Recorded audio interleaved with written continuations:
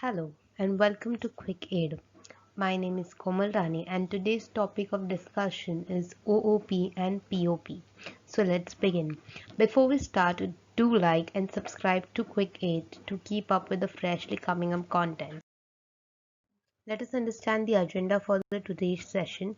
We'll first see what is OOP, what is POP and the difference between OOP and POP. So let's first we will understand what is an OOP. OOP stands for Object Oriented Programming, which is one of the styles of programming. OOP is a concept of programming in which all the objects contain a data in the form of fields known as attributes and the code in the form of procedures called as the methods. It is the basic concept of OOP. Some of the most famous object-oriented programming languages include Java, Python, R, C++, Kotlin, PHP, JavaScript, and so on. Let us understand what do you mean by POP. POP stands for Procedure-Oriented Programming, which is the next style of programming.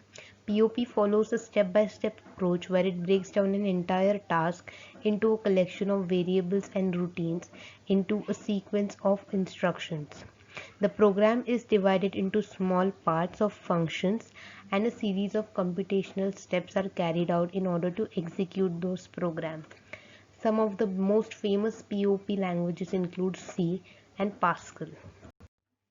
Let us understand the difference between OOP and POP. In procedure-oriented programming, the code is divided into smaller units called functions, and in OOP, the code is divided into smaller units called objects. An example can be considered as that of the atom, where atom is divided into smaller units called as the nucleus, electrons, protons, etc. POP follows a top-down approach. Now, a top-down approach is an approach where a bigger problem is cut down into smaller problems and the solution of those problems is found out. The example of top-down approach can be eating a cake, where we have a huge and massive cake, we cut it into pieces and then consume it. OOP follows bottom-up approach. Here we can consider an example of a problem which are smaller in size. We first solve those problems and then integrate them to form a bigger solution. An example can be have baking a cake, where we first collect the small ingredients, mix them together and make a larger cake. Procedure-oriented programming is very less secure, whereas object-oriented programming is very much secure. POP does not support overloading, whereas OOP understands and supports overloading. Overloading can be understood with another example in the next videos.